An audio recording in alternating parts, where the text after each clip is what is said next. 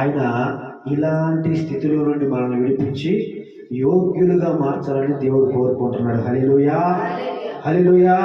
మన ఆలోచన ఏముందంటే, మనసులో ఉన్న ఆలోచన, నేను ఎలాగైనా నాలో ఉన్న లోపాలు సరిచేసుకొని, చెప్పండి, సరిచేసుకొని దేవుని కోసం నేను బ్రతకాలి. హల్లెలూయా.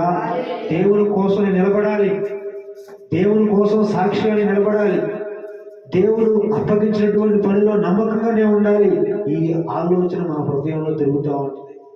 అయితే అపవాది కొన్ని రకాలైనటువంటి శోధనలు, సమస్యలు, ఈ పరిస్థితులు బట్టి కొంత మనం తడబడతా ఉంటాం, కొంత మనం నలిగిపోతూ ఉంటాం, కొంత మనం ఆందోళన చెందుతూ ఉంటాం. అయితే హృదయంలో ఉన్న ఆలోచన అంటే, నేను ఎట్లాగైనా సరే నా దేవుడి కోసం నేను బ్రతకాలి. హల్లెలూయా. దేవుడు చూస్తూ ఉన్నటువంటిది. దేవుడు మన యొక్క ఆలోచన విధానాన్ని తెలుసుకున్నటువంటి దేవుడు, మన పరిస్థితిని చూసినటువంటి దేవుడు. ఏ సమయంలో మనం తొలగిపోయామో, ఏ పరిస్థితుల్లో మనం దేవుడికి దూరం అయ్యామో, ఎలాంటి పరిస్థితుల్లో మనం బలహీనం అయిపోయామో దేవుడు తప్పకుండా చూసేటువంటి దేవుడు. హల్లెలూయా. అయితే దేవుడు ఇప్పుడు ఏం చేస్తాడంటే, ఈ బలహీనమైనటువంటి స్థితి నుండి, తొలగిపోయినటువంటి ఈ స్థితి నుండి దేవుడు మనల్ని బలపరచడానికి ఈ సంవత్సరాన్ని మనకి ఇచ్చాడు. హల్లెలూయా, హల్లెలూయా. మీకు విషయం చెప్పమంటారా? మీకు విషయం చెప్తాను, జాగ్రత్తగా ఆలోచించండి. మనకందరికీ యోబు గారి గురించి తెలుసు. యోబు గారి గురించి తెలుసు కదా. అయితే దేవుడు తన సింహాసనం మీద ఆసీనుడై ఉన్నప్పుడు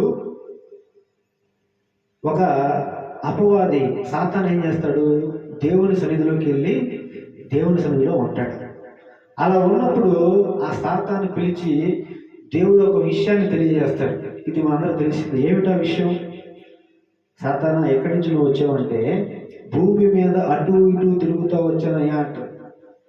అన్నప్పుడు దేవుడే ఉంటాడు, భూమి మీద ఉన్నటువంటి నా సేవకుడైనటువంటి యోబు గురించి నువ్వు ఆలోచించావా అంటాడు.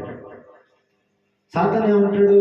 అయ్యా, అతడు నీతిమంతుడు, నిర్దోషి, యథార్థవంతుడు అని చెప్పినప్పుడు సాతానికి దేవుడు యోబు పక్షముగా ఉండి ఒక సవాలు విసురుతాడు. హల్లెలూయా. సవాలు విసురుతాడు. మనం ఏమనుకుంటామంటే, అమ్మ, దేవుడు యోబు గొప్ప నీతిమంతుడు కాబట్టి, ఆయన పరిశుద్ధుడు కాబట్టి, ఆయన యథార్థవంతుడు కాబట్టి దేవుడు ఆయన పక్షముగా ఉండి సవాలు విసిరాడు అనుకుంటాం. కానీ ఉన్న వాస్తవం ఏంటంటే, దేవుడు మన పక్షంగా కూడా ఉండి సాతానుతో సవాలు విసురుతా ఉన్నాడు. హల్లెలూయా, హల్లెలూయా. మీరు నమ్ముతారా ఈ విషయాన్ని? మనం నమ్మాలి. ఎందుకంటే సాతానుకు ఉన్నటువంటి ఆలోచన ఏం తెలుసా? యోబు గారి మీదే నిందలు మోపడం కాదు, ఆయన రక్తంలో కడగబడినటువంటి ప్రతి ఒక్కరి మీద వాడు నిందలు మోపుతానే ఉంటాడు. హల్లెలూయా. నిందలు మోపుతానే ఉంటాడు. దేవుడు ఈ 2026వ సంవత్సరంలో మన పక్షముగా కూడా దేవుడు సాతానికి సవాలు విసురుతా ఉన్నాడు. హల్లెలూయా. ఏమిటి సవాలు? ఎలాగా అనుకుంటున్నారు మీరు? ఎలాంటి సవాలు విస్తారని చెప్పి అనుకుంటున్నారు కదా. ఆలోచించండి, చూడండి. దేవుడు అంటున్నాడు, సాతానా, భూమి మీద ఉన్నటువంటి నా ప్రజలను చూసావను, భూమి మీద ఉన్నటువంటి నా ప్రజలను చూసావన్నప్పుడు సాతాను అంటాడు, ప్రభువా, చాలా మంది ప్రజలను చూశానయ్యా, నీ రక్తంలో కడగబడినటువంటి నీ ప్రజలే, నీ పేరు పెట్టుకుని పాపం చేసే నీ ప్రజలే, నీ పేరు పెట్టుకొని తాగుబోతులుగా ఉన్నారు, నీ పేరు పెట్టుకొని తిరుగుబోతులుగా ఉన్నారు, నీ పేరు పెట్టుకొని దొంగలుగా ఉన్నారు, నీ పేరు పెట్టుకొని అబద్ధికులుగా ఉన్నారు, నీ పేరు పెట్టుకొని మోసాలు చేస్తా ఉన్నారు. వీళ్ళ గురించా నువ్వు చెప్పేదని సాతాను అంటాడు. హల్లెలూయా. కానీ ప్రభు ఓ మాట తెలుసా? వాళ్ళ గురించే నేను మాట్లాడుతున్నా, వాళ్ళ గురించే నేను మాట్లాడుతున్నా.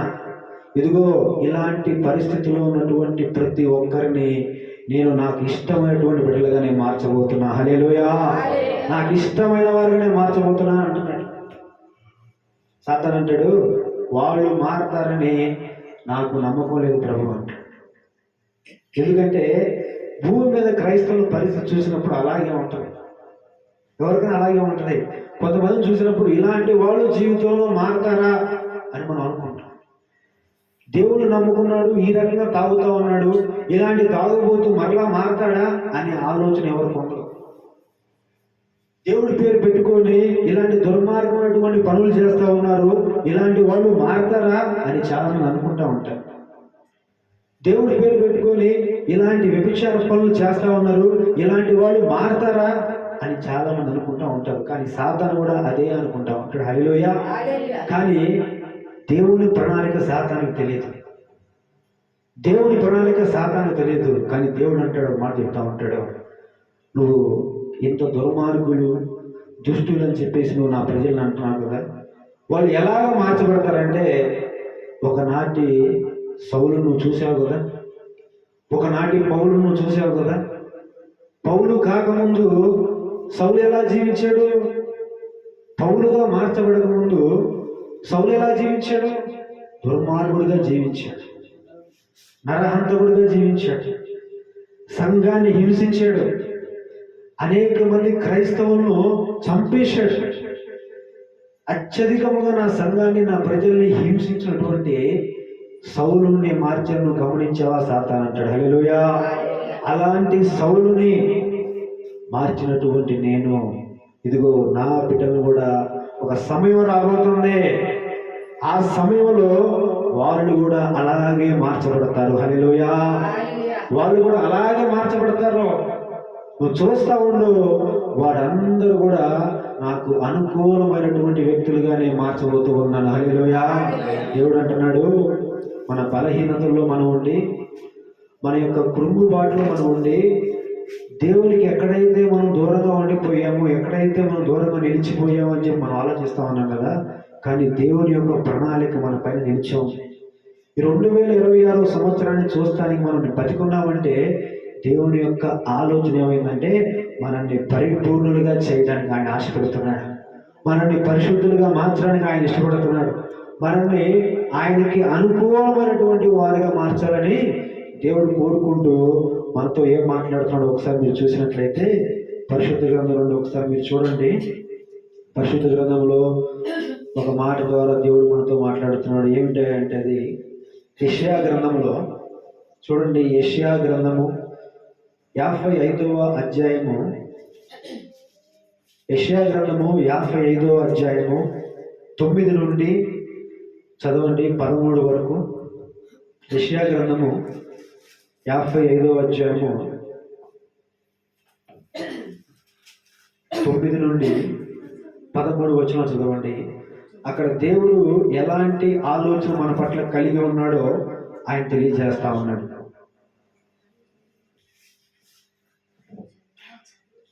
చదవండి అమ్మా. ఆకాశములు భూమికి పైగా ఎంత ఎత్తుగా ఉన్నవో, మీ మార్గముల కంటే నా మార్గములు, నా తలంపుల కంటే మీ తలంపుల కంటే నా తలంపులు అంత ఎత్తుగా ఉన్నవి. వర్షమును హిమమును ఆకాశము నుండి వచ్చి అక్కడికి ఎలాగూ మరలగా భూమిని తడిపి విత్తువానికి విత్తనమును, భుజించువానికి ఆహారమును కలుగుటకై అవి చిగురించి వర్ధిల్లునట్లు చేయును, అలాగే నా నోట నుండి వచనము ఉండును, నిష్ఫలముగా నా యొద్దకు మరలక అది నాకు అనుకూలమైన దాన్ని నెరవేర్చును, నేను పంపిన కార్యమును సఫలము చేయను. హల్లెలూయా. హల్లెలూయా. దేవుని నామానికే మహిమ కలుగునుగాక. ఆకాశము నుండి వర్షము ఎలాగైతే భూమి మీదకు వచ్చి భూమిని తడిపి అది పంటకు ప్రయోజనకరంగా మార్చి ఆహారములకు భుజించడము మంచి ఆహారం ఎలాగైతే ఇస్తుందో, దేవుని నోట నుండి వచ్చేటువంటి వచనం అంట మనకి వాగ్దాన రూపంలో వస్తున్నటువంటి వచనం అంట, పరలోకము నుండి మన కొరకు దేవుడు దాచి వచ్చినటువంటి వాగ్దానపు వచనం అంట, ఆ వాగ్దానపు వర్షం అంట మనలో అది ఫలించి మనల్ని ప్రయోజకులుగా మార్చి దేవునికి అనుకూలమైనటువంటి ఒక చక్కటి పాత్రలుగా మనం మార్చబోతుందంట. హల్లెలూయా, హల్లెలూయా. ఎందుకు ఇస్తున్నాడు దేవుడు వాగ్దానం అంటే, దేవుని నోట నుండి వచ్చేటువంటి వచనము, ఆ వచనము అది నీ జీవితంలోనికి సంవత్సరము వెంబడి సంవత్సరము వాగ్దాన రూపంలో నీకు అందించబడతా ఉంది. హల్లెలూయా. ఈ వాగ్దాన రూపంలో అందించబడినటువంటి ఈ యొక్క వాక్యము, దేవుని నోట నుండి వచ్చినటువంటి ఈ వాక్యము, అది నీలో ప్రయోజనకరముగా మార్చబడును గాక. అది దేవునికి అనుకూలమైనటువంటి పాత్రగా మార్చబడును గాక. అది దేవునికి ఇష్టమైనటువంటి పాత్రగా మిమ్మల్ని మార్చబడును గాక. అయితే దేవుడు ఒక విషయాన్ని గుర్తుపెట్టుకోమంటున్నాడు. ఈ వాగ్దానం తీసుకున్నటువంటి మనతో దేవుడు చెబుతున్న మాట ఏంటో తెలుసా? ఇలాంటి కార్యాలు దేవుడు మన జీవితంలో జరిగించాలని ఈ 2026 సంవత్సరాన్ని దేవుడు మనకు అనుగ్రహించి ఆయన మనల్ని ఒక్క విషయం అడుగుతా ఉన్నాడు. ఏంటి తెలుసా? ఒక్క విషయాన్ని దేవుడు కోరుకుంటున్నాడు. ఆయన దృష్టికి మనం అనుకూలమైనటువంటి పాత్రగా మార్చాలంటే, ఆయన దృష్టికి యోగ్యమైనటువంటి పాత్రగా మనం మార్చబడాలంటే, మనం ఎన్నో సంవత్సరాల నుండి కలిగినటువంటి బలహీనతను బట్టి దేవునికి దూరంగా కాక దేవునికి దగ్గరగా రావాలంటే, దేవుడు ఒక్క విషయాన్ని మనకు తెలియజేస్తా ఉన్నాడు. ఆ ఒక్కటి మన జీవితంలో ఉండాలని చెప్పి దేవుడు కోరుకుంటున్నాడు. ఆ విషయం ఏంటంటే, దేవుడు మనకిచ్చినటువంటి వాగ్దానాన్ని మనం తీసుకున్నాం కదా. మనం తీసుకున్నటువంటి ఆ వాగ్దానాన్ని ప్రతి దినము కూడా నువ్వు ఆ వాగ్దానాన్ని ఎత్తిపట్టుకొని నీ యొక్క ప్రార్థన గదిలోకి వెళ్ళి, దేవా, ఇంతకాలం కూడా అయినా నీ యొక్క వాగ్దానం వెనుకున్నటువంటి ప్రణాళికని అర్థం చేసుకోలేకపోయానయ్యా. ఇదిగో నువ్వు నాకు తగినటువంటి జ్ఞానం ఇచ్చి ఆ వాగ్దానం వెనుకున్నటువంటి గొప్ప మర్మాన్ని నాకు తెలియచేశావు. ఈ వాగ్దానాలే నా జీవితంలో ఉన్న గొప్ప ఆశీర్వాదకరంగా నన్ను మార్చాలని నువ్వు ఏర్పాటు చేసినటువంటి ఆ ప్రణాళిక నాకు తెలియజేసేవు తండ్రి. ఈ వాగ్దానము నా పక్షముగా నెరవేర్చయానే ఈ సంవత్సరం అంతా కూడా నువ్వు వాగ్దానం ఎత్తిపెట్టుకుని ప్రార్థన చేయాలి. హల్లెలూయా. అయ్యా, మర్చిపోకండి అమ్మా, మర్చిపోకండి. దేవుడు మనకి ఇచ్చినటువంటి వాగ్దానము నీ ప్రార్థన గదిలో ప్రతిరోజు నువ్వు ఎత్తిపట్టుకొని దాన్ని ప్రార్థన చేస్తూ అది నెరవేర్చబడే వరకు కూడా నువ్వు దాన్ని మర్చిపోకుండా ప్రార్థన చేసేవారుగా ఉండాలి. హల్లెలూయా. నువ్వు ఒక బాధ్యత నీకు అప్పగించాడు తెలుసా? నువ్వు కుటుంబంలో ఒక తల్లిగా ఉన్నావా? కుటుంబంలో ఒక పెద్దగా ఉన్నావా? కుటుంబంలో నువ్వు ఒక బాధ్యత ఉన్నటువంటి వ్యక్తిగా ఉన్నావు కదా. మనము మన కోసమే వాగ్దానాలు తీసుకోం, మన బిడ్డల కోసం కూడా మనం వాగ్దానాలు తీసుకుంటాం. హల్లెలూయా. తీసుకుంటామా లేదా? మన బిడ్డలు పనుల్లో ఉంటారు, వాళ్ళు చదువుల్లో ఉంటారు, ప్రయాణాల్లో ఉంటారు, పని బాటలో ఉంటారు. నువ్వు ఒక తల్లిగా, ఒక తండ్రిగా, ఒక బాధ్యత ఉన్నటువంటి వ్యక్తిగా, ఒక ఆత్మీయుడిగా, ఆత్మీయురాలుగా నువ్వు ఉంటే ఆ కుటుంబంలో అది దీవెనకరంగా, ఆశీర్వాదకరంగా మార్చబడాలంటే ఆ వాగ్దానాలు నీ కుటుంబంలో నీ బిడ్డలకి, నీ భర్తకి, నీ భార్యకి ఇచ్చినటువంటి ఆ వాగ్దానాలని నువ్వు చేతిలో ఎత్తి పట్టుకోవాలి. ఆ వాగ్దానాలని నువ్వు చేతిలో ఎత్తి పట్టుకొని ఆ వాగ్దానాల కోసం, దేవా, నా కుటుంబం పక్షముగా నువ్వు ఇచ్చినటువంటి వాగ్దానాలన్నీ నెరవేర్చాలని నువ్వు మొదలుపెట్టాలి. హల్లెలూయా. నీ కోసమే కాదు, నీ బిడ్డల కోసం, నీ కుటుంబంలో ఇచ్చినటువంటి ప్రతి ఒక్క వాగ్దానాన్ని నువ్వు ఎత్తి పట్టుకొని అవి నెరవేర్చమని నువ్వు ప్రార్థన చేయాలి. హల్లెలూయా. ప్రతి దినము నువ్వు ప్రార్థన చేయాలి. అవి నెరవేర్చేంత వరకు సంవత్సర కాలం అంతా నువ్వు ప్రార్థన చేస్తావంటే దేవుడు అద్భుతమైనటువంటి రీతిలో నీ కన్నులు ఎదుటే ఆ వాగ్దానాలు నెరవేర్చి చూపిస్తాడు. హల్లెలూయా. ఎందుకంటే ఆయన నోట నుండి వచ్చినటువంటి వచనము నిష్ఫలము మరలా ఆయన కాడికి వెళ్తాం.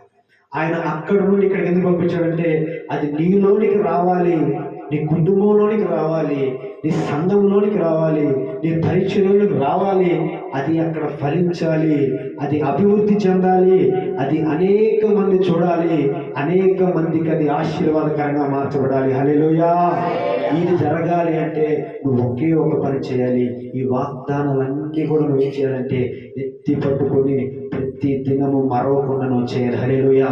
దేవుడు కోరుకుంటుంది ఏంటంటే ప్రతి దినము నీకు ఇచ్చినటువంటి వాగ్దానాలు, నీ కుటుంబం పట్ల నీకు బాధ్యత ఉంటే, నీ బిడ్డల పట్ల నీకు బాధ్యత ఉంటే, నీ కుటుంబం దేవునికి మహిమకరంగా ఉండాలంటే, నీ కుటుంబంలో దేవుడు ఆశించినటువంటి ఆయన ప్రణాళిక అంతా నెరవేర్చబడాలంటే దేవుడు కోరుకుంటున్నాడు ఒక్కటే, నీ ఆస్తులు ఆయనకి ఏం అవసరం లేదు, నీ యొక్క డబ్బు ఆయనకి ఏం అవసరం లేదు, కానీ దేవుడు నిన్ను ప్రేమించి ఈ సంవత్సరంలో నీకు ఇచ్చినటువంటి ఆయన వాగ్దానాన్ని నువ్వు ఎత్తి పట్టుకొని ప్రార్థించేవాడుగాను ఉండాలి. హల్లెలూయా.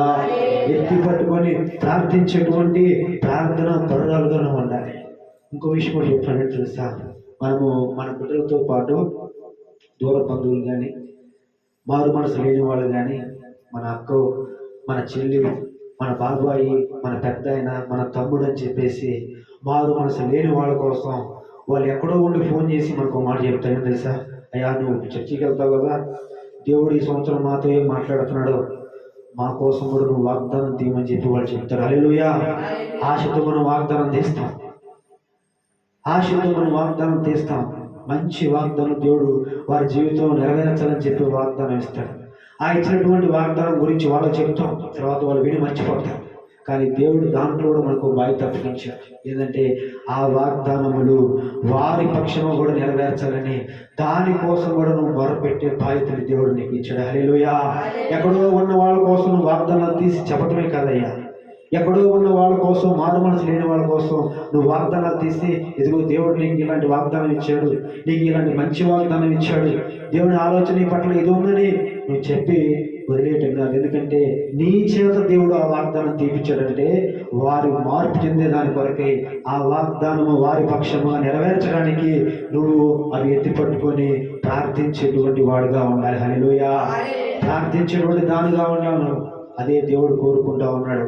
ఈ విషయం మనకు అర్థమైతే దేవుడు అంటున్నాడు, 2026వ సంవత్సరంలోనికి మనల్ని ఎందుకు నడిపించాడంటే నిష్ప్రయోజకులుగా ఎంతకాలం ఉన్నామేమో, ప్రయోజనం లేని వారిగా ఎంతకాలం ఉన్నామేమో మనం కూడా అనిపిస్తూ ఉంటుంది అప్పుడప్పుడు. నిజమే ప్రభువా, నీ కోసం ఉండాలని తపన పడుతున్నా కానీ ఏదో చోట తొలగిపోతా ఉన్నాను, ఎక్కడో చోట పడిపోతా ఉన్నాను, ఎక్కడో చోట బలహీనపడతా ఉన్నాను. సాతాను కూడా దేవుని ఎదుట చెప్తూ ఉంటాడు, ఇలాంటి వాళ్ళ కోసం నేను ఎదురు చూస్తూ ఉన్నాము, ఇలాంటి వాళ్ళు మారుతారని చెప్పి ఎదురు చూస్తూ ఉన్నాయంటే ప్రభు అంటున్నాడు, అలాంటి వాళ్ళు నేను మార్చే సమయము ఇదిగో ఆసన్నమైంది. హల్లెలూయా. అలాంటి వాళ్ళు మార్పు చెంది నీలాంటి వాళ్ళని అనగదొక్కేటువంటి శక్తి త్వరలోనే వాళ్ళకి ఇవ్వబోతున్నాను. హల్లెలూయా. అలాంటి వాళ్ళే నిన్ను అనగదొక్కి, నిన్ను చితకదొక్కి, నిన్ను బంధించేటువంటి శక్తివంతులుగా వారిని మార్చబోతున్నాను. ఇదిగో తగిన సమయం రానే వచ్చిందని దేవుడు మాట్లాడుతూ ఉన్నాడు. హల్లెలూయా. మనం అనుకుంటాం దేవుడు యోబు పక్షాన్ని కాదు సవాలు విసిరింది, మన పక్షముగా కూడా ఇప్పటికీ సవాలు విసురుతానే ఉన్నాడు. హల్లెలూయా.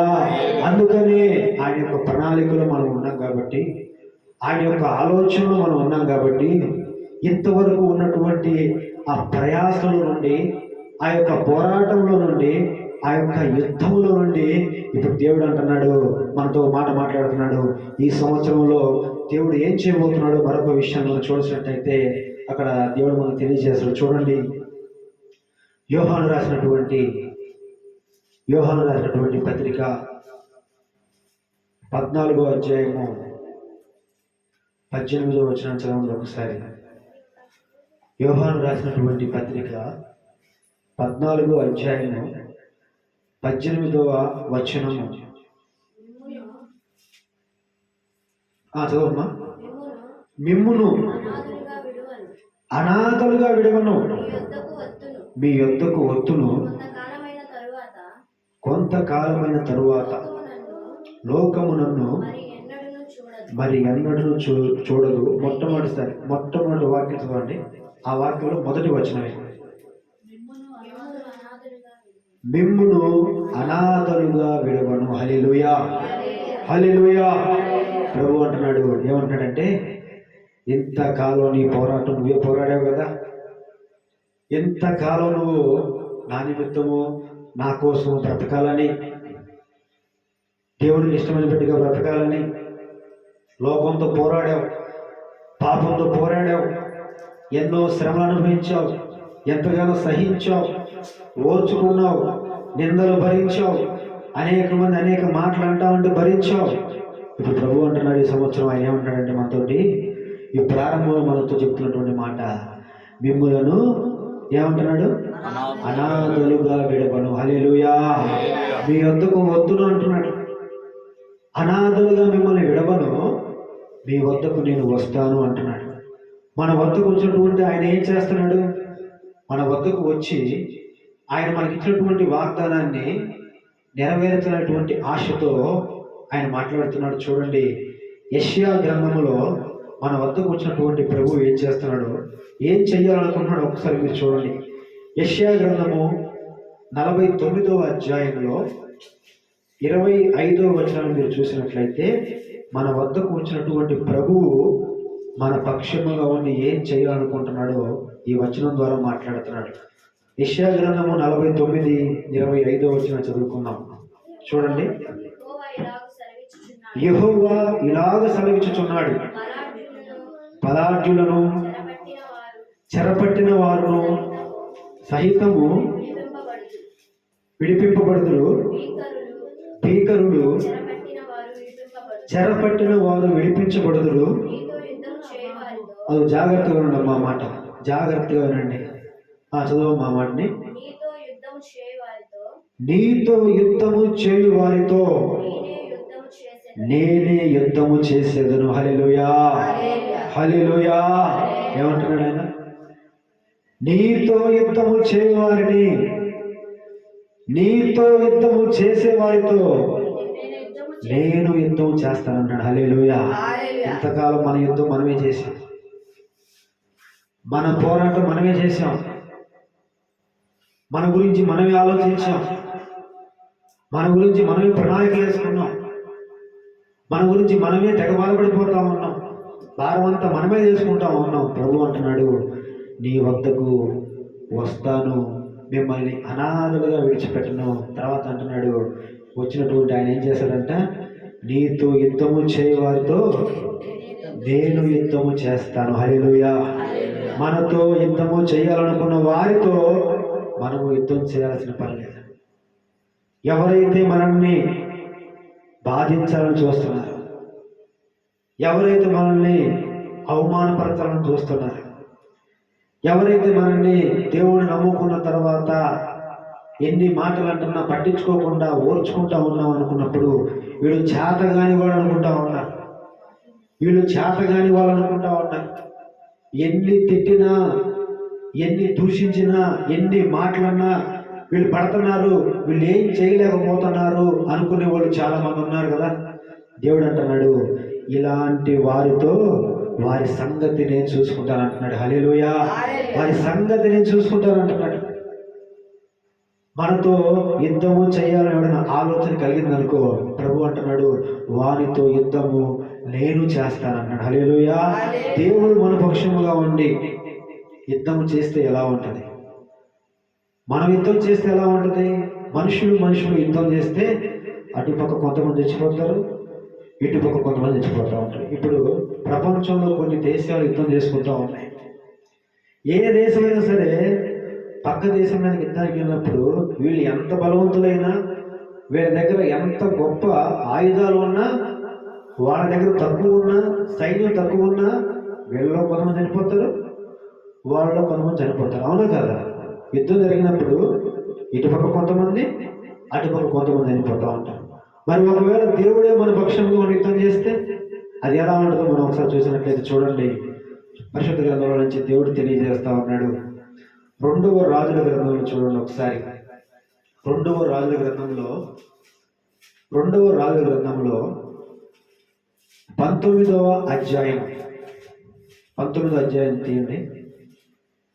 19వ అధ్యాయంలో 14వ వచనం చదవండి ఒకసారి. 14, 15, 16 ఆ మూడు చదవండి.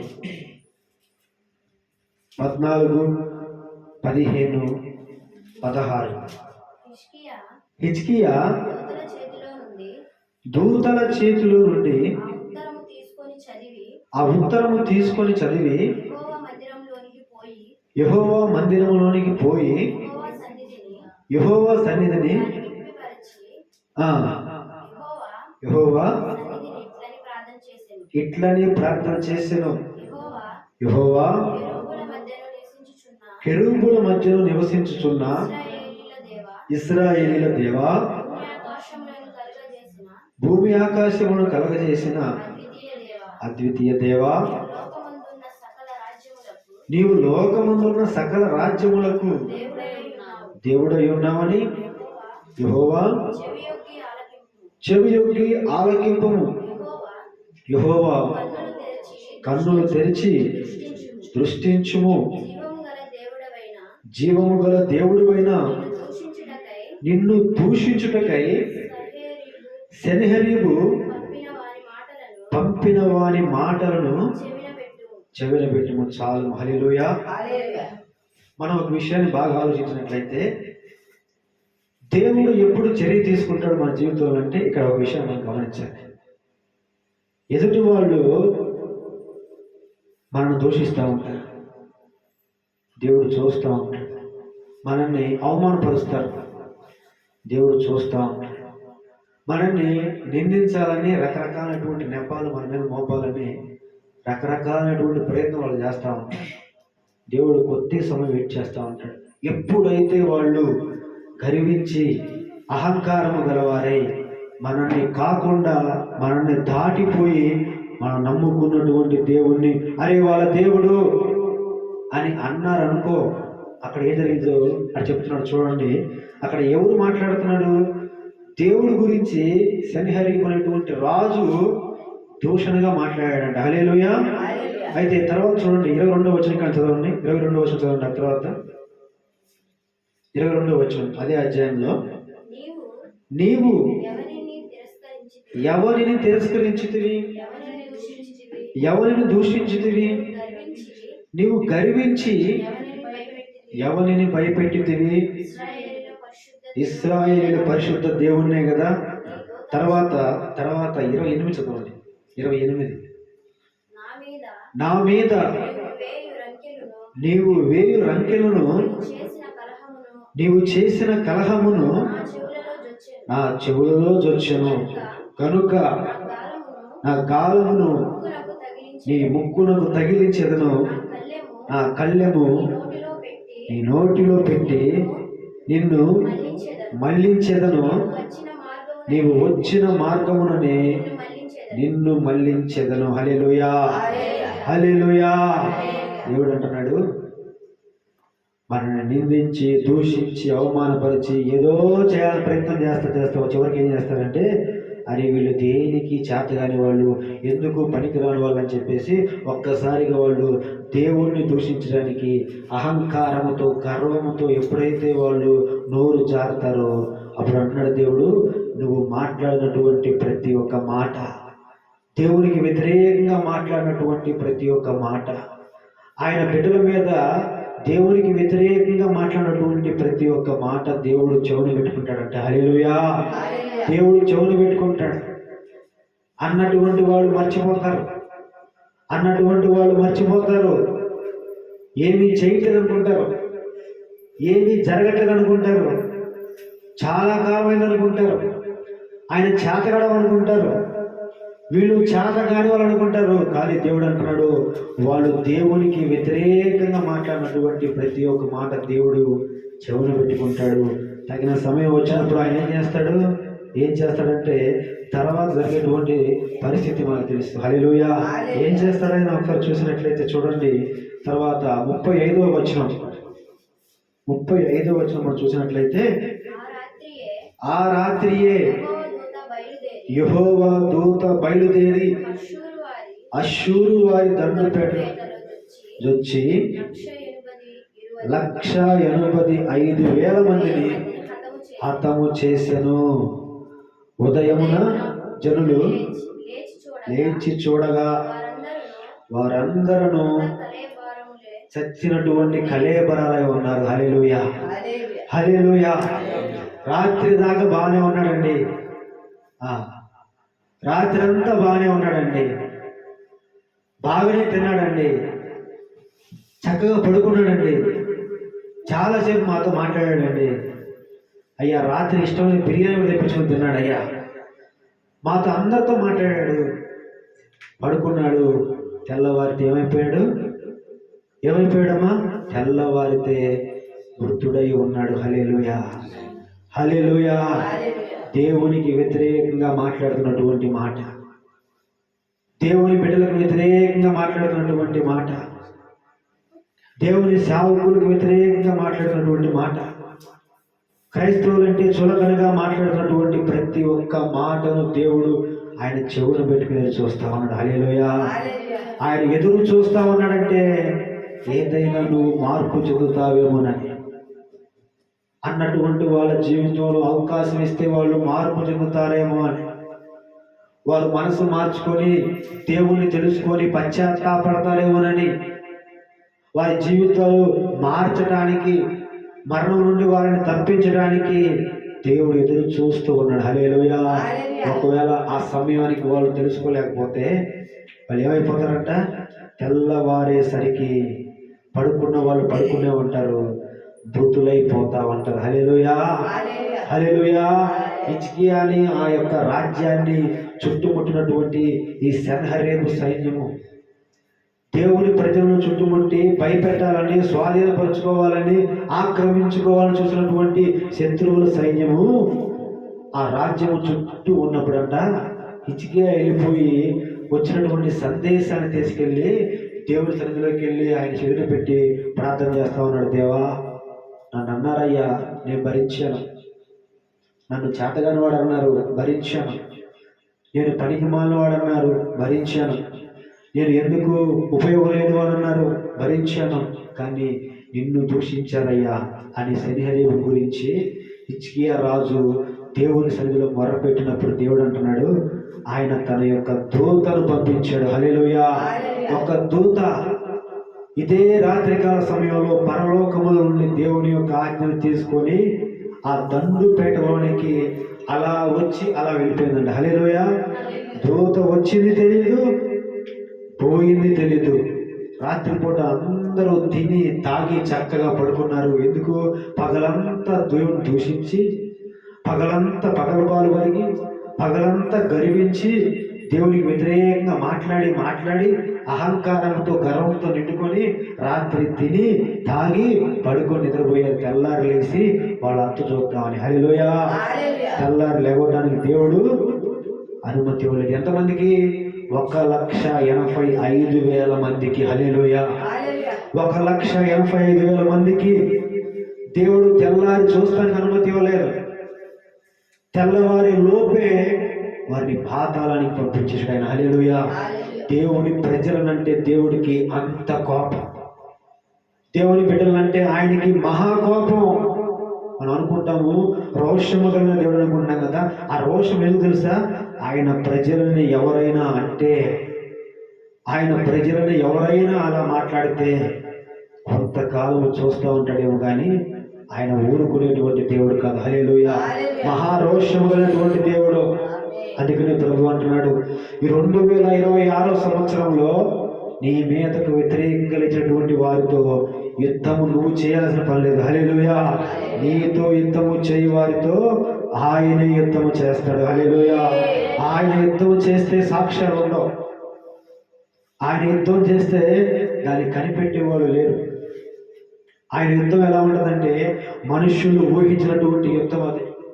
ఆయన యుద్ధం చేస్తే శత్రువులు హతులైపోతారే కానీ ఆయన ప్రజలలో కనీసము ఇంటికి కూడా రాలదు. హల్లెలూయా. ఇంటికి కూడా రాలదు.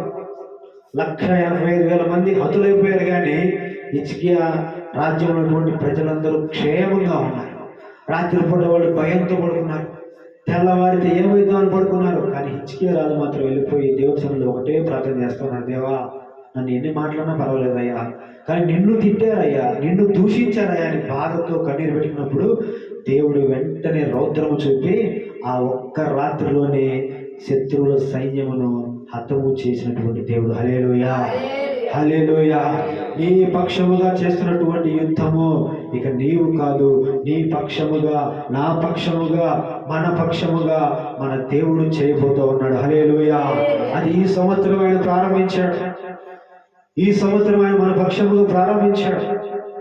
2026 సంవత్సరం నుండి ఆయన మన పక్షముగా ఉండి మనతో పాటు యుద్ధము చేయాలని లేచిన ప్రతి ఒక్కరితో ఆయన యుద్ధం చేయబోతూ ఉన్నాడు. హల్లెలూయా.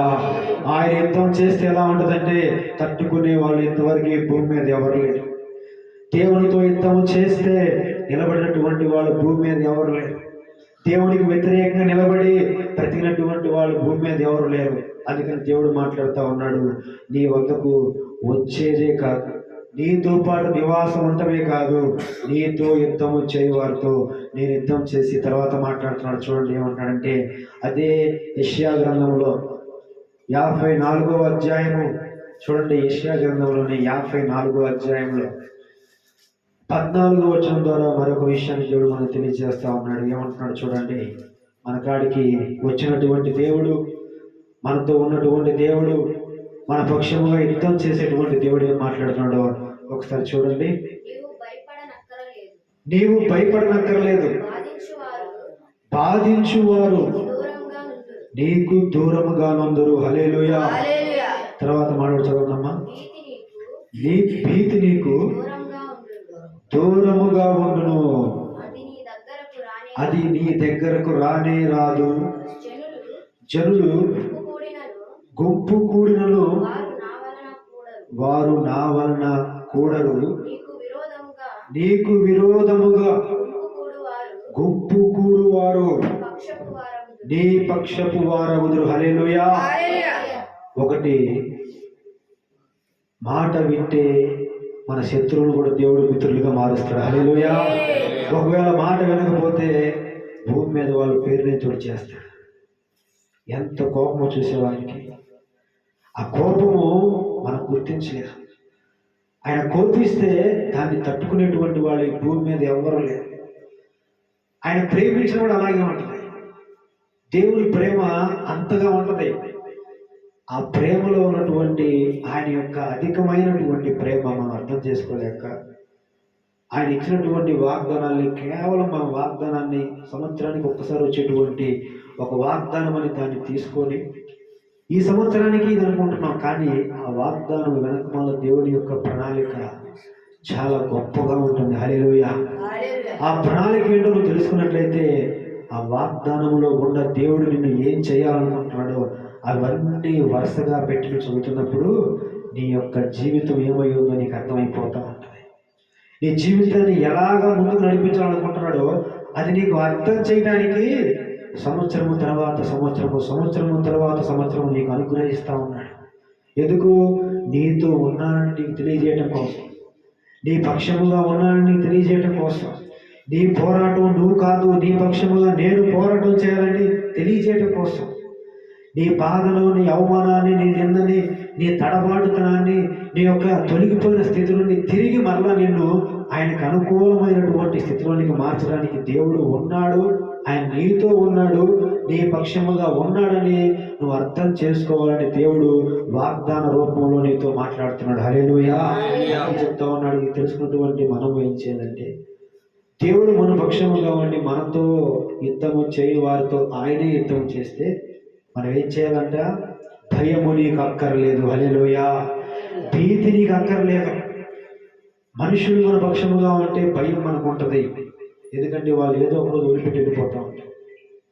మనుషులు మన పక్షముగా ఉంటే మనకి భయం కలిగింది. ఎందుకంటే ఏదో ఒక రోజు వాళ్ళు మనం విడిచిపెట్టి వెళ్ళిపోతారు. కానీ దేవుడే మన పక్షముగా ఉంటే భయము నీకు అక్కర్లేదని చెప్తున్నాడు. హల్లెలూయా. భీతి నీకు అక్కర్లేదని చెప్తున్నాడు. హల్లెలూయా. భయపెట్టాలని సాతాను చూస్తూ ఉంటాడు. భయోందోళన కలగజేయాలని చెప్పి సాతాను చూస్తూ ఉంటాడు. ఆందోళన కలగజేయాలని, నీతో దేవుడు లేడని, నీ పక్షముగా దేవుడు లేడని, ఇదంతా కూడా నీ భ్రమ అనేటువంటి భ్రమలోనికి సాతాను తీసుకెళ్తా ఉంటాడు. హల్లెలూయా. కానీ దేవుని యొక్క వాగ్దానాలు నమ్మదగినవి. అవి ఇచ్చినటువంటి దేవుడు నమ్మదగిన వాడు. పరలోకంలో ఉన్నటువంటి దేవుడు మన కొరకు సిద్ధపరిచినటువంటి వాగ్దానము, మన చేతిలోకి వచ్చిన వాగ్దానము మన చేతిలోకి ఎందుకు వచ్చింది తెలుసా? అది నెరవేర్చాలని మన చేతిలోకి వచ్చిన. హల్లెలూయా. నెరవేర్చాలని దాన్ని పంపించాడు మన చేతిలోకి. నెరవేర్చాలన్న ఆలోచన కలిగి పంపించినటువంటి వాగ్దానం అది నెరవేర్చబడాలంటే దేవుడు చెబుతున్నాడు, నువ్వు అనుకూలమైనటువంటి పాత్రగా మార్చబడటానికి, నాకు అనుకూలమైనటువంటి పాత్రగా మార్చబడటానికి, నీకు ఇచ్చినటువంటి వాగ్దానము నీ పక్షముగా నెరవేర్చడానికి దేవుడు కోరుకుంటుంది తెలుసా? ఆ యొక్క వాగ్దానాన్ని బట్టి ప్రతిరోజు కూడా నువ్వు ప్రార్థించేటువంటి దానిగా ఉండాలి. హల్లెలూయా. ప్రతిరోజు నువ్వు దాన్ని ఎత్తిపట్టుకొని నీ ప్రార్థన గదిలో ప్రతి దినము దాన్ని మరవకుండా ప్రార్థించేటువంటి ఒక బాధ్యత కలిగినటువంటి ఒక తల్లిగాను ఉండాలి, బాధ్యత కలిగినటువంటి ఒక తండ్రిగాను ఉండాలి, బాధ్యత కలిగినటువంటి ఒక భర్తగా ఒక భార్యగాను ఉండాలి. ఎందుకంటే బిడ్డల పక్షముగా నీ బంధువుల పక్షముగా నువ్వు ఆశతో తీసినటువంటి ప్రతి ఒక్క వాగ్దానము నువ్వు మర్చిపోవచ్చు, కానీ నెరవేర్చడానికి దాన్ని దేవుడు ఎప్పుడు మర్చిపోడు. హల్లెలూయా. ఆయన నెరవేర్చాలని తొందరపడుతున్నటువంటి దేవుడు. నీకు ఇచ్చినటువంటి వాగ్దానము నెరవేర్చడానికి ఆయన తొందరపడుతున్నటువంటి దేవుడు. నువ్వు దాన్ని తెలుసుకుంటే, ఆ వాగ్దానంలో ఉన్నటువంటి దేవుని ప్రణాళికను అర్థం చేసుకుంటే, ఆయన ఇచ్చేటువంటి ఒక వాక్యము కాదు, ఆయన నోట నుండి వచ్చేటువంటి మాట, అది నీ జీవితంలో గొప్ప కార్యము చేయబోతా ఉంది. హల్లెలూయా. ఆ కార్యమును ఈ 2026 సంవత్సరంలో మనం అందరం కూడా చూడబోతున్నాం. హల్లెలూయా. హల్లెలూయా. అయితే చూడండి, తర్వాత ఒక మాట మాట్లాడుతున్నాడు ఆయన.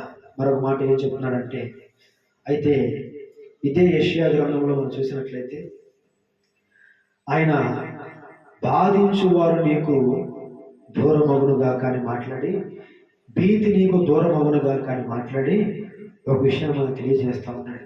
ఒక చిన్న సంఘటన మీకు తెలియజేస్తాను. ఏమిటి ఆ సంఘటన అంటే, ఒక భక్తి పరులైనటువంటి ఒక యవనస్తురాలు, దేవుడిని నమ్ముకున్నటువంటి ఒక యవనస్తురాలు తాను ఉన్నటువంటి గ్రామం నుండి ఒక 2 కిలోమీటర్లు నడుచుకుంటా బస్సు వచ్చేటువంటి ప్రాంతానికి 2 కిలోమీటర్లు నడుచుకుంటూ వెళ్ళాలి. భక్తి పరురాలు, దేవుడు నమ్ముకున్నటువంటి యవనస్తురాలు. బస్సు ఎక్కాలంటే వాళ్ళ ఊరిలో బస్సు రాదు, 2 కిలోమీటర్లు నడుచుకుంటూ వెళ్ళాలి. కాలేజీకి వెళ్ళి బస్సు ఎక్కి కాలేజీకి వెళ్ళి మళ్ళీ తిరిగి అక్కడ దిగేసి 2 కిలోమీటర్లు ఏం చేయాలి, నడుచుకుంటా ఇంటికి రావాలి. హల్లెలూయా. ఈ అమ్మాయి దేవుడు నమ్ముకుంది, తన హృదయం యథార్థత కలిగి అలాగే వెళ్ళిపోతా ఉంది, వస్తూ ఉంది. అయితే ప్రతి ఊరిలో ఒక బ్యాచ్ ఉంటారు, ప్రతి గ్రామంలో ఒక బ్యాచ్ ఉంటారు. వాళ్ళకి ఒక పేరు పెట్టబడింది. ఆ పేరు ఏంటంటే ITBT. హల్లెలూయా. దానికి అర్థం నేను తర్వాత చెప్తాను. ఈ బ్యాచ్ ఏం చేస్తారంటే, వాళ్ళు ప్రత్యేకమైనటువంటి బ్యాచ్. వాళ్ళు చేసే పని ఏంటంటే, ఇంట్లో తల్లిదండ్రులు సంపాదించి పెడితే తింటారు. రెండోది, వాళ్ళు ఇవ్వకపోయినా సరే ఏదో పని చేసుకొని తింటారు, తిరుగుతారు, తాగుతారు, బాధ్యత లేకుండా ఉంటారు, పట్టించుకోకుండా ఉంటారు, అమ్మాయిని గలాబా చేస్తూ ఉంటారు, పోరపోకేశారని వాళ్ళ దగ్గర ఉంటాయి. హల్లెలూయా. ఈ బ్యాచ్ ఏంటంటే, ఆ బస్సు దిగే దగ్గర కాపు కాస్తూ ఉంటారు సాయంత్రం పూట. ఎప్పుడు? రాత్రి పూట. రాత్రి 8 తర్వాత వచ్చేటువంటి వాళ్ళు ఒంటరిగా వస్తారు కాబట్టి, ఎవరైనా అమ్మాయిలు వస్తే వాళ్ళు గలాబా చేద్దామని చెప్పేసి వాళ్ళు అక్కడ ఉంటారు. అయితే పాపం ఈ అమ్మాయి ఒకరోజు వాళ్ళ కాలేజీలో ఎగ్జామ్స్ ఉన్నాయి, అవి అయిపోయిన తర్వాత రావాల్సినటువంటి బస్సు 5 గంటలకు రావాల్సిన బస్సు ఆలస్యమైంది. ఆ బస్సు అందలేదు. తర్వాత ఇంకో బస్సు ఎక్కింది. రాత్రి 9 గంటలకి అక్కడ రోడ్డు మీద దిగింది. దిగిన తర్వాత ఆ అమ్మాయి మామూలుగా 2 కిలోమీటర్లు నడుచుకుంటూ పోవాలి కదా, 2 కిలోమీటర్లు నడుచుకుంటూ పోతానికి దిగింది. పాపం ఆ అమ్మాయిని తీసుకెళ్ళడానికి ఎవరు కూడా వచ్చేవాళ్ళు లేరు. సరే, ఆటోలు కూడా ఏమి లేవు, నడుచుకుంటూ వెళ్ళిపోతా ఉంది. ఈ గలాబా బ్యాచ్ అక్కడే ఉన్నారు. హల్లెలూయా. వాళ్ళు కొంచెం దూరంగా ఉన్నారు. ఆ అమ్మాయి బస్సు దిగేసి వెళ్ళిపోతా ఉంది. వాళ్ళు చూశారు, చూసి వెనక మాదిగా వస్తాను, ఫాలో అవుతూ ఉన్నారు, గలాబా చేసుకుంటూ వస్తున్నారు. ఈ అమ్మాయి ఏం చేస్తా ఉంది, మనసులో దేవుడిని ఏం చేస్తుందమ్మా, స్తుతించుకుంటూ వెళ్ళిపోతుంది. హల్లెలూయా. స్తుతించుకుంటూ వెళ్ళిపోతా ఉంది. ఈ అమ్మాయికి అర్థమైంది వెనకాల ఈ గలాబా బ్యాచ్ ఉన్నానని. అయినా సరే వెనక్కి తిరిగి చూడాల. అర్థమైపోయింది, చెప్పులు సౌండ్ వినపడతా ఉంది, 3-4 ఉన్నారు, వస్తూ ఉన్నారు, అర్థమైపోయింది. అయినా సరే తల తిప్పకుండా ముందుకు వెళ్ళిపోతా ఉంది. మనసులో ఏం చేస్తుంది, దేవుణ్ణి స్తుతించుకుంటా ఉంది. హల్లెలూయా. తర్వాత కొంత దూరం పోయిన తర్వాత ఆమె ముందు పోతా ఉంది. కొద్దిగా దూరంలో అయ్యగారి దగ్గర నుంచి నా దూరంలో వీళ్ళు నడుస్తూ ఉన్నారు. అప్పుడు దాకా వీళ్ళు గలాబా చేసుకుంటా, వీళ్ళు వేసుకుంటా వెళ్తా ఉన్నారు. అలా కొంత దూరం పోయిన తర్వాత వీళ్ళ వెనకాల చప్పుడు వినపడతా ఉంది. హల్లెలూయా. వీళ్ళ వెనకాల నడుస్తున్నటువంటి శబ్దం వినపడతా ఉంది. వీళ్ళు అనుకున్నారు, ఈ ఏరియా మాది కదా, ఇక్కడ గలాబా చేయాలంటే మేము ఉండాలి. ఈ టైంలో మాతో పాటు మేము కాక నీకు ఎవరున్నారు అని చెప్పి వాళ్ళు అనుకుంటున్నారు. ఈ ఏరియా మాది. గలాబా చేయాలన్నా ఏదైనా చేయాలన్నా మేమే ఇక్కడ, మా ఊర్లో మేము తప్ప ఇంకెవడరా అని చెప్పి చూద్దామని చెప్పి ఇట్లా చూసేవాళ్ళు. ఇట్లా తిరిగి చూడగానే చూసిన వాళ్ళు చూసినట్టే మోర్చపోయి పడిపోయారు. హల్లెలూయా. మోర్చపోయి పడిపోయారు. ఎందుకు తెలుసా? వెనకమాల కత్తి వరదూసినటువంటి దేవదూతలు ఇద్దరు అగ్నితో రగిలిపోతా ఉన్నారు. హల్లెలూయా. కత్తి దూసినటువంటి ఇద్దరు దేవదూతలు వరదీసినటువంటి కత్తిని చేతబట్టుకొని అలాగ నిలబడ్డారు. వెనక వీళ్ళు అనుకున్నారు ఇక్కడ మేము కదా కింగులు అనుకున్నారు, ఈ ఏరియా మాది కదా అనుకున్నారు, ఈ ఏరియాలో గలాబా చేయాలంటే మేము కదా అనుకున్నారు.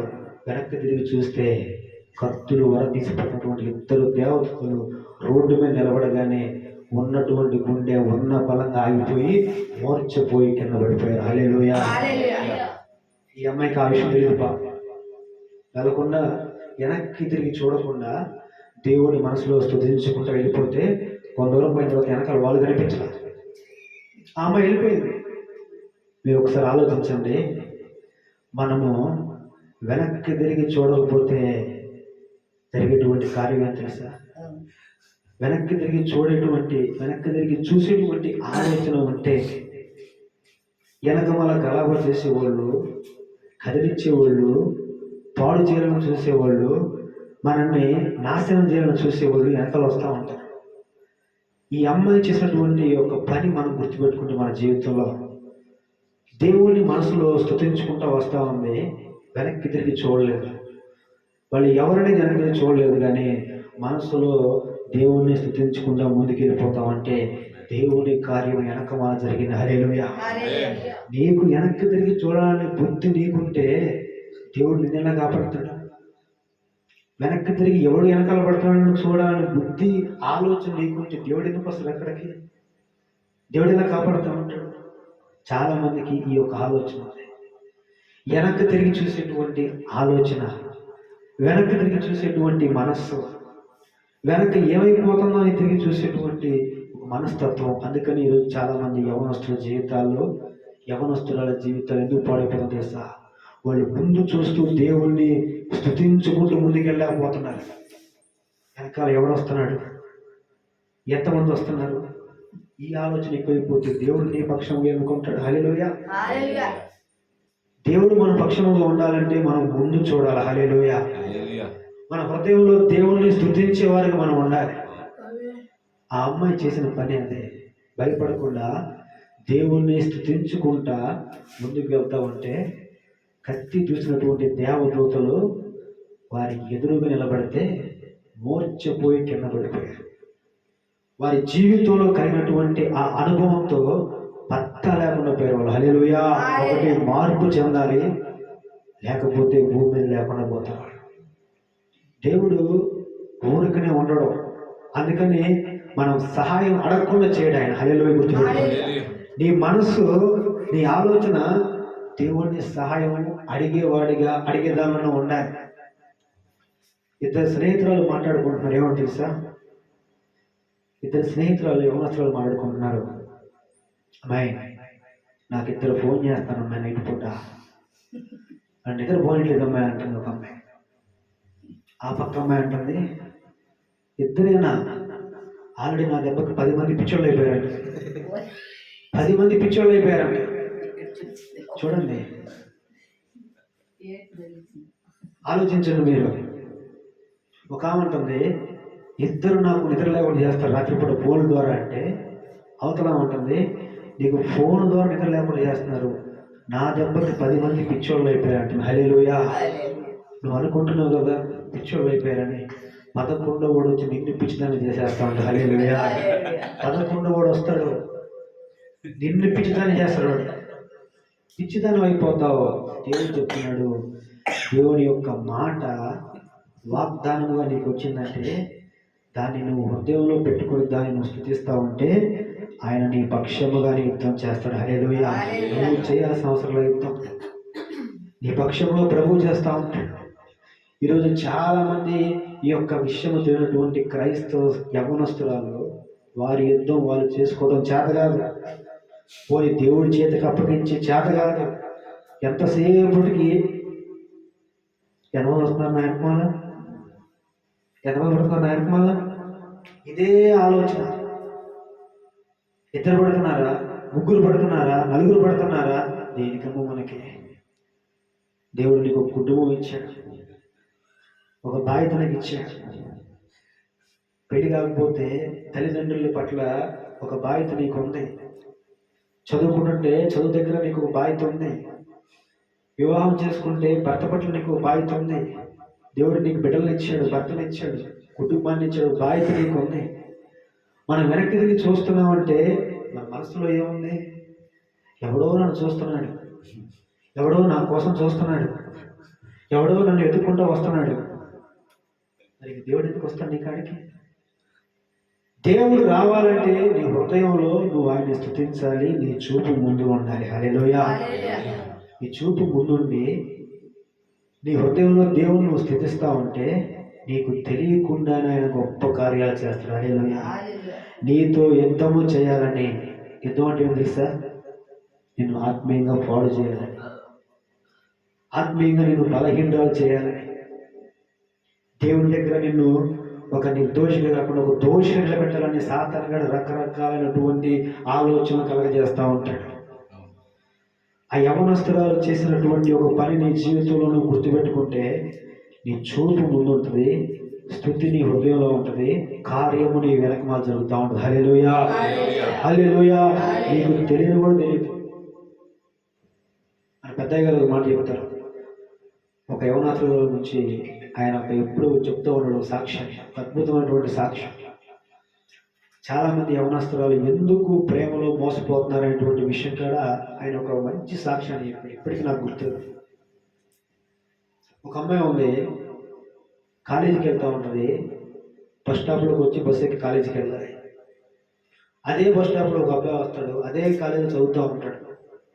చదివి ఆ అమ్మాయితో పరిచయం పెంచుకొని మాట్లాడుతూ ఉంటాడు. ఆ అమ్మాయి స్నేహితుడిగానే భావించింది.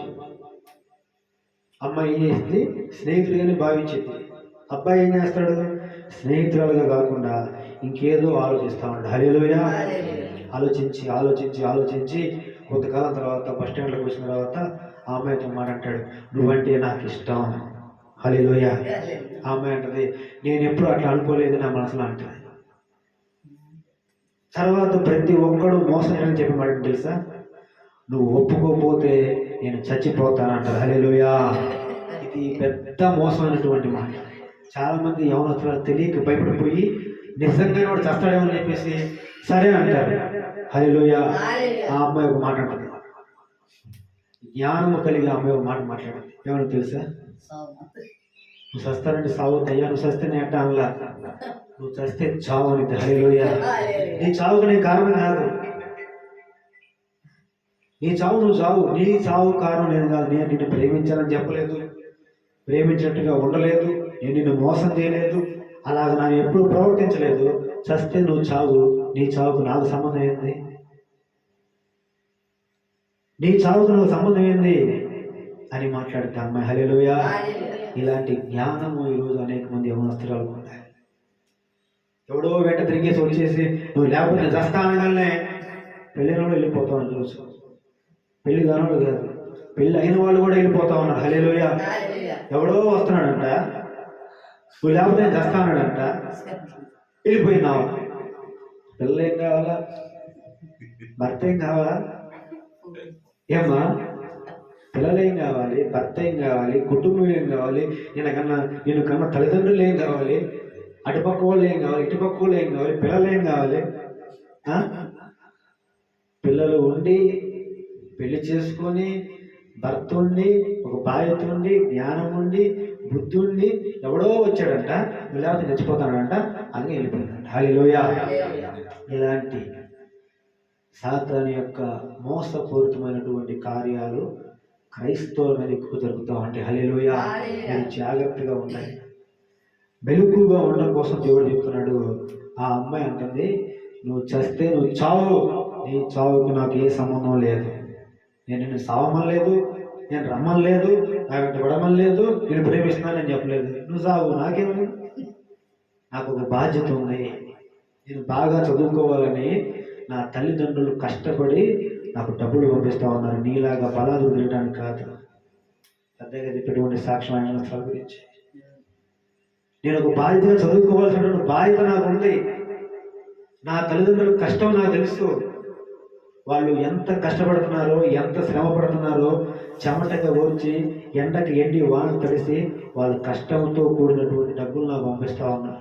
ఆ బాధ్యత నాకు తెలుసు, వాళ్ళ కష్టం నాకు తెలుసు, నేను ఏం కావాలో నాకు తెలుసు. ఇలాంటి చెత్త పనులు నేను చేసేదాన్ని కాదు. హల్లెలూయా. నీ సావు నువ్వు సావనగానే వాళ్ళు ఇంకోళ్ళు ఎత్తుకోవాలనుకున్నాడు. హల్లెలూయా. ఇంకోళ్ళు మనం ఎత్తుకోవాలి, సంవత్సరం అంతా వేషం అనుకుంటున్నాడు. ఆలోచించండి, మీరు ఇలాగ సాతాను మనల్ని మోసం చేస్తాం. పేపర్లో చూస్తామండి, మాకు న్యూస్ పెళ్ళినటువంటి ఆ 3 పిల్లలు ఉంటే ఎవడో వచ్చాడంటే వెళ్ళిపోయింది వాడితోటి. అది పెళ్ళి అయింది, పిల్లలు ఉన్నారు, సంసారం ఉంది, కుటుంబం ఉంది, సమాజంలో మనం ఉంటున్నాము. మనం అడవిలో ఉండలేదు. మనం బుద్ధి లేని వాళ్ళం కాదు, జ్ఞానం లేని వాళ్ళం కాదు, తెలివి లేని వాళ్ళం కాదు. దేవుడి గురించి తెలుసు, నీకు తెలుసు, మంచితనం తెలుసు, ఎలా ఉండాలో తెలుసు, ఎలా బ్రతకాలో తెలుసు. ఇన్ని తెలిసినా సరే ఎవడో వచ్చాడు, ఏదో మాట్లాడాడు, వెళ్ళిపోయిందంట. 3 పిల్లలు ఇంటి ముందు కూర్చొని ఎదురు చూస్తామంటే ఆ ఫోటో తీసి పేపర్లో వేసారు. తల్లి కోసం ఎదురు చూసినటువంటి 3 పిల్లలు అని. సాతాను ఇలాంటి నేర్పిస్తూ ఉంటాడు. ఇలాంటి మనకి అవ్వకుండా ఉండాలి అంటే దేవుడు నీకు ఇచ్చినటువంటి వాగ్దానమును నువ్వు ఎత్తి పట్టుకొని ప్రతి దినము కూడా, దేవా నా జీవితంలో నాకు ఇచ్చినటువంటి వాగ్దానము నెరవేర్చేదాకా నన్ను బలపరుచయ్యా, నన్ను ప్రార్థించాలి. హల్లెలూయా. ప్రార్థించేదానిగా మనం ఉండాలి. నీ ఎదుట ఉంచబడినటువంటి నీ యొక్క మార్గములో నువ్వు ఎలా నడవాలంటే ముందుకే నువ్వు కొనసాగిపోతా ఉండాలి. హల్లెలూయా. వెనక్కి తిరిగి చూస్తే ఏమైపోద్దో బైబిల్లో చాలా ఉదాహరణలు మనకు ఉన్నాయి, మనకు తెలుసు. దీని దాని గురించి మళ్ళీ మాట్లాడడం సమయం అయిపోతుంది. ఆ అమ్మాయి చేసినటువంటి పని మనందరి జీవితాల్లో గొప్ప జ్ఞానాన్ని మనకి ఇస్తూ ఉంటుంది. వెనక వస్తున్నటువంటి గలబా బ్యాచ్, వాళ్ళకు పేరు పెట్టాం కదా, ఐటీబీటీ అని. ఐటీబీటీ అంటే ఐ అంటే ఇంట్లో, టీ అంటే తిని, బి అంటే బయట, టీ అంటే తిరిగేవాళ్ళు. ఇంట్లో తిని బయట తిరిగేవాళ్ళు, అదే వాళ్ళ ఉద్యోగం. హల్లెలూయా. అలాంటి వాళ్ళు కాలేజీ దగ్గర ఉంటారు, గ్రామంలో ఉంటారు, బజార్లో ఉంటారు, వీధిగా ఉంటారు, వీధి కుక్కల్లాగా ఉంటారు. హల్లెలూయా. వీధిలో కుక్కలు ఉంటాయి, వాళ్ళు కూడా ఉంటారు. కానీ కుక్కల కాడికి మనం వెళ్తాం. దేవుడు ఏమంటున్నాడు? కుక్కల వల్ల మీరు బ్రతకవద్దు. హల్లెలూయా. వాళ్ళ జీవితం ఏంటిది? అదే జీవితం. కుక్క తినిద్ది, వాంతి చేసుకుంటుంది, అదే తినిద్ది. కుక్కల జోలికి మీరు వెళ్ళొద్దు. కుక్క లాంటి బ్రతుకు మనం బ్రతకూడదు. హల్లెలూయా. ప్రభు చెప్తా ఉన్నాడు, ఇలాంటి వాళ్ళు వీధికి ఉన్నారు. ఎందుకు? ఇందాక యోబు గురించి మనం చదువుకున్నప్పుడు సాతాను చెప్పే మాట ఏం తెలుసా? నువ్వు ఎక్కడి నుంచి వస్తున్నావంటే అంటాడు, భూమి మీద అటు ఇటు తిరుగుతూ ఉన్నాడు. వాడి పని ఏంది? ఇదే. ఆ గొంతులో ఎవరున్నారు, ఈ గొంతులో ఎవరున్నారు, ఆ ఇంట్లో ఎవరున్నారు, ఈ ఇంట్లో ఎవరున్నారు, అదే వాడు చూస్తూ ఉంటాడు. ఎవడైనా వెనక్కి తిరిగి చూసారనుకో, వీళ్ళు నా వాళ్ళే అనుకుంటాడు. వెనక్కి తిరిగి చూసేవాడుగా మనం అనుకోవాలి. దేవుడు మనల్ని వెనక్కి తిరిగి చూసేవాడుగా ఉండకూడదు, వెనక్కి తిరిగి చూసే దానంగా ఉండకూడదు. ఎందుకంటే దేవుడు నీ పట్ల ఒక ఉన్నతమైనటువంటి ప్రణాళికను సిద్ధపరుచుకున్నాడు ఆయన. హల్లెలూయా. ఊరకనే నువ్వు రాలేదు ఇక్కడికి, ఊరకనే దేవుడు నిన్ను ఏర్పాటు చేసుకోలేదు, ఊరకనే నీకు రక్షణ దొరకలేదు, ఊరకనే నీకు వాక్యం వినపడతలేదు. ఆయన ఊరకనే నిన్ను తయారు చేయలేదు, సృష్టించలేదు. ఆయన పని నిమిత్తము ఏర్పాటు చేసుకున్నాను, ఒక పనిముట్టివి. హల్లెలూయా. ఆ పనిముట్టికి నువ్వు అనుకూలమైనటువంటి దానవుగా ఉండాలి, అనుకూలమైనటువంటి వాడవుగా ఉండాలి. నిన్ను అనుకూలమైన దానిగా, అనుకూలమైన వాడవుగా ఇప్పుడు నుంచే నిన్ను సిద్ధపరచడానికి దేవుడు మనకి ఈ సంవత్సరాన్ని ఇచ్చాడు. హల్లెలూయా. అందుకని 2026 సంవత్సరంలో నువ్వు ఈ యొక్క నూతనమైనటువంటి సంవత్సరంలో నూతనమైనటువంటి వాగ్దానం ద్వారా దేవుడు నిన్ను నడిపిస్తాడు. ఏంటి తెలుసా? నువ్వు ఒక్కదానివి కాదు, నువ్వు ఒంటరి వాడివి కాదు, నీతోనే ఉన్నానంటున్నాడు. హల్లెలూయా. నీ వద్దకు వస్తానంటున్నాడు. నీతో యుద్ధము చేసే వారితో ఆయన చెప్తున్న మాట ఏంటి? నేను యుద్ధము చేస్తాను. హల్లెలూయా. హల్లెలూయా. చూడండి, మరొక విషయాన్ని నేను తెలియజేసేసి ఇంకా ఈ యొక్క మాటని ముగించేస్తాను. మరో చోట చూసినట్లయితే చూడండి, రెండవ రాజుల గ్రంథంలో 6వ అధ్యాయంలో 13వ వచనం కానుండి 17వ వచనం వరకు చదవండి. మనం అనుకుంటాము దేవుడే మనతో ఉంటే ఎలాగ మనం తెలుసుకోవటం, ఆయన రక్షణ ఎలా ఉంటుంది మనకని మనం ఒక్కోసారి ఆలోచన చేస్తూ ఉంటాం. ఈ వాక్యం మనం చదువుకున్నట్లయితే ఆయన రక్షణ ఎలా ఉంటుందో మనకు అర్థమైపోతూ ఉంటుంది. 2వ రాజు గ్రంథంలో 6వ అధ్యాయము 13 కాడి నుంచి 17 వరకు చదవండి. అందుకు రాజు నేను మనుషులను పంపి తెప్పించినట్లు మీరు వెళ్ళి అతడుండు చోటు చూచి రమ్ము అని సెలవీయగా అతడు ఉన్నాడని వర్తమానం వచ్చెను. కాబట్టి రాజు అచ్చటికి గుర్రములను రథములను గల సైన్యమును పంపెను. వారు రాత్రి వేళ వచ్చి నలు దిశల పట్టణము చుట్టుకొనగా దైవజనుడైన అతని పనివాడు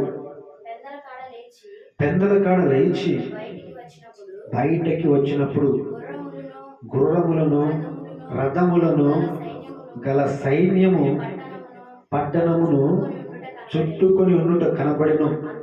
అంతటా అతని పనివాడు, అయ్యో నా ఏలినవాడా, మనము ఏమి చేయుదమని ఆ దైవజనునితో అనగా అతడు భయపడవద్దు, మన పక్షమునున్నవారు వారి కంటే అధికులై ఉన్నారని చెప్పి యెహోవా వీడు చూచున్నట్లు దయచేసి వీని కళ్ళను తెరువమని ఎలీషా ప్రార్థన చేయగా యెహోవా ఆ పనివాని కళ్ళను తెరవ చేసిన గనుక వాడు ఎలీషా చుట్టూను పర్వతము అగ్ని గుర్రముల చేత రథముల చేతను నిండి ఉండుట చూచెను. హల్లెలూయా.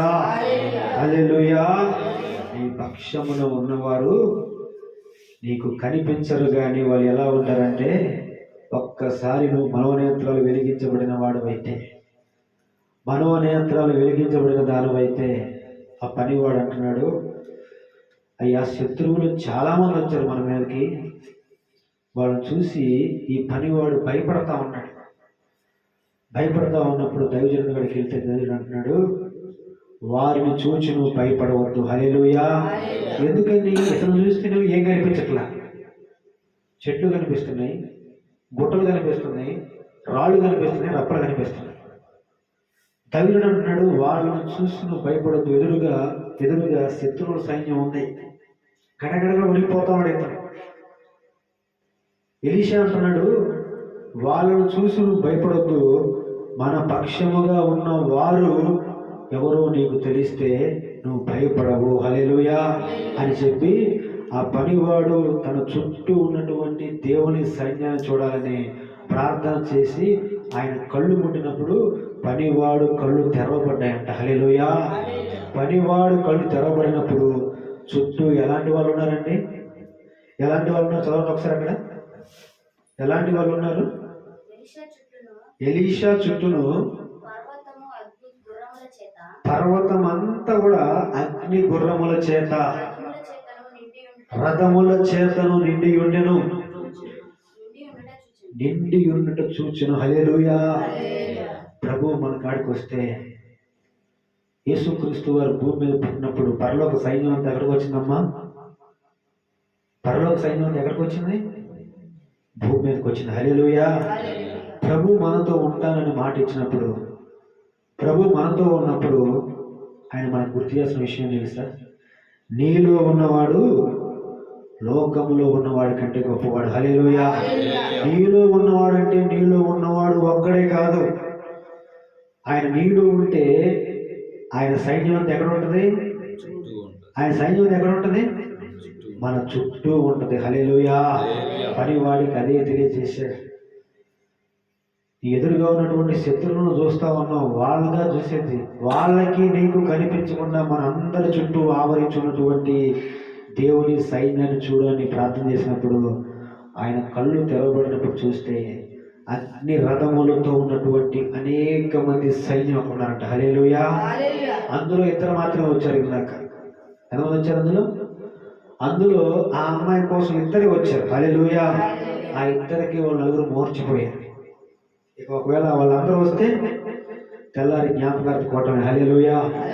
ఇద్దరు వచ్చారు కాబట్టి మోర్చిపోయారు. ఒకవేళ వాళ్ళందరూ వస్తే అందరూ ఉంటారు, కానీ వాళ్ళందరూ కనబడితే తెల్లారి కల్లా జ్ఞాపకార్థ కోటమే. అయ్యా, ప్రతిరోజు ఆడికే పోతారయ్యా, ఆ కాసేపు అక్కడ ఉండి గోల చేసుకుంటూ వస్తారయ్యా, ఎంత గోల చేసిన ఎంత అయినా సాయంత్రం ఇంటికి వచ్చి కూడా నిద్రపోతారయ్యా, నేనే వాళ్ళకి అన్నం పెడతానయ్యా, తెల్లారి కలిగి లేరయ్యా అని తెల్లారి శోకలు వినపడతా ఉంటాయి. హల్లెలూయా. హల్లెలూయా. అలాంటి శోకాలు వినపడాలంటే, అలాంటి వారి కళ్ళు తెరవబడాలంటే ముందు మన కళ్ళు తెరవబడాలి. హల్లెలూయా. మన చుట్టూ ఉన్నటువంటి దేవుని సైన్యాన్ని గుర్తించగలిగేటువంటి వారికి మనం ఉండాలి. దేవుడు మనతో ఉన్నాడంటే ఆయన ఒక్కడనే కాదు, మన చుట్టూ ఎప్పుడు రక్షించగలిగేటువంటి ఆయన సైన్యం మన చుట్టూ ఉంది. హల్లెలూయా. మన చుట్టూ అన్ని రథములతో ఉన్నటువంటి ఆయన సైన్యం ఉంది. ఎలీషా అంటున్నాడు, వాళ్ళని చూసి నువ్వు భయపడొద్దు, మన పక్షముగా ఉన్నవారు నువ్వు చూస్తే తట్టుకోలేవు అంటున్నాడు. హల్లెలూయా. ఇది మనం గుర్తించాలి. మన పక్షముగా ఉన్నటువంటి దేవుడు మన సైన్యమును, ఆయన యొక్క సైన్యమును మన చుట్టూ కావలిగా ఉంచినట్టు. హల్లెలూయా. హల్లెలూయా. ఆ సైన్యాన్ని మనం గుర్తించగలగాలి. ఆ సైన్యమును మన పక్షముగా దేవుడు మన కోసం ఉంచాడు. ఆయన ఎందుకు తెలుసా? ఆ సైన్యమే మనతో యుద్ధము చేయి వారితో మనకు తెలియకుండా యుద్ధం చేసేసిద్దాలి. యుద్ధం చేసేసింది, వారిని భూమి మీద లేకుండా చేసేసింది. హల్లెలూయా. హల్లెలూయా. అందుకని దేవుడు చెప్తూ ఉన్నాడు, ఈ విషయాలన్నీ మనం తెలుసుకోవాలని. ఆయన చేసినటువంటి వాగ్దానము వెనకమైనటువంటి ప్రణాళిక ఎంత గొప్పదో, ఆ వాగ్దానం చేయబడినటువంటి దేవుడు ఎంత నమ్మదగిన వాడో, సంవత్సరం తర్వాత సంవత్సరం మనం తీసుకున్నటువంటి వాగ్దానమును చూసి తీసుకొని పుస్తకాల్లో పెట్టి, అరమరలో పెట్టి, బైబిల్లో పెట్టి అక్షరాలు చెడిపోయేంత వరకు మనం పట్టించుకోము దాని గురించి. మనం అనుకుంటాము, పోయిన సంవత్సరం మంచి వాగ్దానం వచ్చింది, ఈ సంవత్సరం ఇంకా మంచి వాగ్దానం రావాలని కోరుకుంటాం. మనకి ఏం కావాలి? మన ఎదుటి వారి కంటే మనకి మంచి వాగ్దానం కావాలని మనం కోరుకుంటాం. హల్లెలూయా. మన ఆలోచన అది. మన ఆలోచన ఏంది? నా పక్కవాడి కంటే నాకు మంచి వాగ్దానం రావాలి, అది మనం కోరుకుంటాం. కానీ దేవుడు ఆలోచన తెలుసా? నిన్ను ప్రత్యేకంగా గొప్పవాడిగా చేయాలని ఆయన ఆశపడుతున్నాడు. హల్లెలూయా. నీ గొప్పతనాన్ని నీ కోసం వచ్చాడు. నన్ను గొప్ప చేయడానికి నాకు పట్ల ఆయనకు ప్రణాళిక ఉంది. నిన్ను గొప్ప చేసేదాని కోసం నీ పట్ల ఆయనకు ప్రణాళిక ఉంది. నిన్ను ఏ విధంగా వాడుకోవాలో, గొప్ప చేయాలో దేవునికి తెలుసు. నన్ను ఏ విధంగా వాడుకొని గొప్ప చేయాలో దేవునికి ప్రణాళిక ఉంది. ప్రణాళిక లేకుండా ఆయన ఏమి చేయడు. హల్లెలూయా. నీది నీకు దాచిపెట్టాడు, నాది నాకు దాచి ఉంచాడు. ఆయన చేసినటువంటి వాగ్దానములన్నీ కూడా నువ్వు చదివినట్లయితే నీ జీవితంలో దేవుడు చేయాలనుకున్నటువంటి ఆయన ఆలోచన అంతా నువ్వు తెలుసుకోగలుగుతావు. హల్లెలూయా. అది తెలుసుకొని నువ్వు బలపడాలని, దేవుడు నీ పక్షముగా ఆ యొక్క ప్రణాళికతో కూడినటువంటి వాగ్దానాలన్నీ నెరవేర్చాలని దేవుడు కోరుకుంటూ ఆయన అంటున్నాడు. ఆయన ఏమంటున్నాడంటే, వాగ్దానం చేసినటువంటి వాడు నీతో ఉండటానికి నీ దగ్గరికే వస్తున్నాడు. హల్లెలూయా. నీ దగ్గరకు వచ్చినటువంటి ఆయన ఏం చేస్తున్నాడు? ఊరికే ఉండ ఆయన నీతో యుద్ధము చేయవారితో ఆయన యుద్ధం చేస్తాడు. నీతో యుద్ధం చేసిన తర్వాత నీకు ఇక భయం లేకుండా, భీతి లేకుండా నీ పక్షముగా ఆయన సైన్యాన్ని నీకు ఉంచుతాడు. తర్వాత ఆయన మాట్లాడుతున్నాడు. చివరిగా ఒక మాట మనం చదువుకొని ఈ యొక్క మాటలు ముగించేద్దాము. ఒకసారి మనం చూసినట్లయితే గలతీయులకు రాసినటువంటి పత్రిక 3వ అధ్యాయము 16వ వచనాన్ని చూద్దాం. అబ్రహాముకు చేసినటువంటి సంతానము ఎవరు? అబ్రహాము చేసినటువంటి సంతానము ఎవరు అనేది మనం తెలుసుకోవాలి. దేవుడు అబ్రహామును పిలిచి, అబ్రహామును ఆకాశం వైపు చూడు, చూసినప్పుడు నక్షత్రాలు కనిపిస్తే చదవండి 3:16. అబ్రహామునకును అతని సంతానమునకును వాగ్దానములు చేయబడిన ఆయన అనేకులను గూర్చి అన్నట్టు సంతానమునకును అని చెప్పగా ఒక్కని గూర్చి అన్నట్టే నీ సంతానమునకు అనెను. ఆ సంతానము క్రీస్తే. హల్లెలూయా, హల్లెలూయా. అబ్రహాము చేసినటువంటి వాగ్దానము నెరవేర్చబడటానికి ఎన్ని సంవత్సరాలు పట్టిందండి? ఎన్ని సంవత్సరాలు పట్టింది? ఒక పిల్లవాడిని ఇస్తానని చెప్పిన తర్వాత ఎన్ని సంవత్సరాలు పట్టింది? 25 సంవత్సరాలు పట్టింది. హల్లెలూయా. నీకు సంతానాన్ని ఇస్తానన్న తర్వాత 25 సంవత్సరాలు పట్టింది. మనకున్నటువంటి ఆలోచన తెలుసా? ఈరోజు వాగ్దానం చేస్తే అది రేపే నెరవేర్చబడాలి. హల్లెలూయా. ఈరోజు వాగ్దానం ఇవ్వాలి, రేపే నెరవేర్పు కావాలి. హల్లెలూయా. అబ్రహాము తనకు చేయబడినటువంటి వాగ్దానము నెరవేర్చబడటానికి 25 సంవత్సరాల సమయం పట్టింది. అంత ఆలస్యమైంది కాబట్టి ఆయన జీవితం అంత ఆశీర్వాదకరంగా మార్చబడింది. హల్లెలూయా. మన జీవితంలో మనకి ఇచ్చినటువంటి వాగ్దానాలు ఆలస్యం అవుతున్నాయి అంటే అందులో దేవుడు అధికమైనటువంటి ఆశీర్వాదం మనకి ఇవ్వబోతున్నాడు. హల్లెలూయా. ఆలస్యం అవుతున్నాయి అంటే అది పట్టించుకోవట్లేదని కాదు. ఆలస్యం అవుతుందంటే నేను ప్రార్థన చేస్తున్నాను కానీ నాకు ఇవ్వట్లేదని కాదు. ఆలస్యం అవుతుందంటే అధికముగా నిన్ను దీవించాలని. హల్లెలూయా. అధికముగా నిన్ను హెచ్చించాలని. హల్లెలూయా. అబ్రహాము చేసినటువంటి సంతానము ఇస్సాకును మనం అనుకుంటాం. ఇస్సాకు కాదు, అబ్రహాము చేసినటువంటి సంతానము వాగ్దానము యేసుక్రీస్తు వారి. హల్లెలూయా. అబ్రహాము సంతానము యేసుక్రీస్తు వారు ఎలాగయ్యారో, యేసుక్రీస్తు వారి రక్తంలో కడబడినటువంటి మనం ఇప్పుడు ఆయన సంతానమై ఉన్నాం. హల్లెలూయా. మనము ఆయన సంతానమై ఉన్నాము. ఆయన సంతానమైనటువంటి మనల్ని దేవుడు ప్రత్యేకంగా ఏర్పాటు చేసుకొని ప్రత్యేకమైనటువంటి ఒక ప్రణాళిక ద్వారా ఆయన యొక్క వాగ్దానాల ద్వారా ప్రతి సంవత్సరం మనల్ని నూతన పరుస్తూ వస్తున్నాడు. హల్లెలూయా. నూతన పరుస్తూ వస్తున్నాడు. నూతనమైనటువంటి బలముతో, నూతనమైనటువంటి వాత్సల్యముతో, నూతనమైనటువంటి కార్యము ద్వారా దేవుడు మనల్ని ఆయన యొక్క రాజ్యానికి వారసులుగా చేసుకోవడానికి దేవుడు సిద్ధపడినటువంటి దేవుడు. హల్లెలూయా. ఆయన ఇచ్చేటువంటి వాగ్దానం దేనికోసం అంటే ఆయన సంతానమైనటువంటి మనము ఆయనతో పాటు ఆయన రాజ్యంలో నివసించే వారిగా ఉండాలని. హల్లెలూయా. ఆయన ఇచ్చే వాగ్దానం దేనికంటే ఆయనతో పాటు మనము కూడా ఆయన రాజ్యములో మనము వారసులుగా ఉండే దాని కొరకే. హల్లెలూయా. ఆ రాజ్యంలో మనం కూడా ఉండాలంటే ఇక్కడ ఆయన మనతో ఉండి ఆయన రాజ్యానికి మనం సిద్ధపరుస్తూ ఉండాలనే ఆశతోటే ఆయన మన యొద్దకు వస్తున్నాడు, మనతో ఉంటున్నాడు, మన పక్షముగా యుద్ధం చేస్తూ ఉన్నాడు. మన శత్రువుల గురించి ఆయనే పగ తీర్చుకుంటున్నాడు. హల్లెలూయా, హల్లెలూయా. అయితే మనం చేయాల్సిన పని ఏంటంటే ఒక్కటే పక్కన మనం చేయాలి. ఆయన ఇచ్చినటువంటి వాగ్దానముల్ని మనం ఏం చేయాలి? జాగ్రత్తగా తీసుకెళ్ళి బైబిల్లో పెట్టి ఆ వాగ్దానాలు 10 రోజులు చూసుకొని తర్వాత షోకేస్లో పెట్టి లేకపోతే బీరువాలో పెట్టి కొంతమంది వాటిని ఫ్రేమ్ కట్టించుకొని ఆడ పెట్టేసుకుంటారు. మర్చిపోతారు, దాన్ని వదిలేసేస్తారు. 10 మందికి చెప్పుకుంటారు, 10 రోజులు సంతోషపడతారు, 11వ రోజు మళ్ళీ యథావిధమైనటువంటి జీవితమే ఉంటుంది. కానీ దేవుడు అంటున్నాడు ఆ యథావిధమైనటువంటి జీవితం గురించి కాదు, ఆ వాగ్దానాలు నెరవేర్చబడేటువంటి వారుగా నువ్వు ఉండాలంటే నువ్వు ఒక్కటే చేయాలి, ఆ వాగ్దానాలను ఎత్తి పట్టుకుని నువ్వు ఏం చేయాలమ్మా? ప్రార్థించే దానిగాను ఉండాలి. హల్లెలూయా. వెనక్కి తిరగకుండా ముందుకే తిరిగేవాడుగాను ఉండాలి. ముందుకు కొనసాగిపోయేవాడుగాను ఉండాలి. ఎందుకంటే దేవుడు నీకు బాధ్యత అప్పగించాడు. దేవుడు నీ మీద ఒక ప్రణాళిక కలిగి ఉన్నాడు. సాతాను దేవుడి దగ్గరకు వచ్చి వీళ్ళు మారుతారా, నాకు నమ్మకం లేదన్నప్పుడు ప్రభు అంటున్నాడు, వాళ్ళు మారుతారు, నాకు ఇష్టమైన పాత్రలుగా మార్చబడతారు అని దేవుడు మన పక్షముగా ఉండి సవాల్ వేస్తా ఉన్నాడు. హల్లెలూయా. ఈ ఆలోచన దేవుని ఆలోచన. దేవుడు ప్రేమతో మన కోసం ఎదురు చూస్తూ మన పట్ల కలిగినటువంటి ప్రణాళికను అర్థం చేసుకుంటే మనం ఎప్పటికీ ఏం చేస్తామండి? వెనకాల ఎంతమంది వస్తున్నారమ్మా? ఇద్దరా ముగ్గురా? ఈ ఆలోచన మన జీవితంలోనే ఉండవు. హల్లెలూయా. వెనకాల ఇద్దరు రాని, వాళ్ళిద్దరు వెనకాల ఇంకో నలుగురు ఉంటారు. హల్లెలూయా. ఆ నలుగురు ఉండాలి అంటే మనం ముందుకే చూడాలి. మన హృదయంలో దేవుణ్ణి ఎప్పుడూ స్తుతిస్తూ ఉండాలి. హల్లెలూయా. ఆయన స్తుతి ఎల్లప్పుడూ మన నోటను ఉండాలి. హల్లెలూయా. అలా మనం స్తుతిస్తూ ఉండాలి. మన దృష్టి ముందుకే ఉండాలి. మన వెనకమాల మన పైన దేవుని ప్రణాళిక ఉందని మనం గుర్తిరిగినటువంటి వాళ్ళుగా ఉండాలి.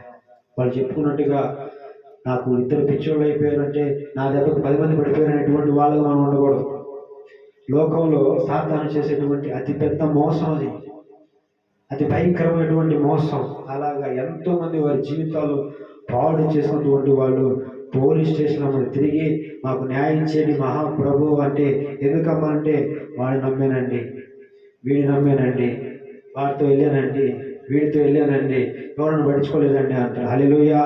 మేము అనుకుంటాం మనసులో, నీకు అసలు ఎవరు పొమ్మన్నాడమ్మా, ఎవరు వెళ్ళమన్నారమ్మా నిన్ను? పోయేటప్పుడు మాకేం చెప్పలేవా? మాకు చెప్పవా? అప్పుడేమో గుడ్డిగా ఇంటికాడేమో నేను మరి క్లాసులో ఉన్నాయి కానీ వెళ్ళొస్తా, ఫ్రెండ్స్ పార్టీ చేసుకుంటూ వెళ్ళొస్తా, ఇది చెప్తా ఉంటుంది.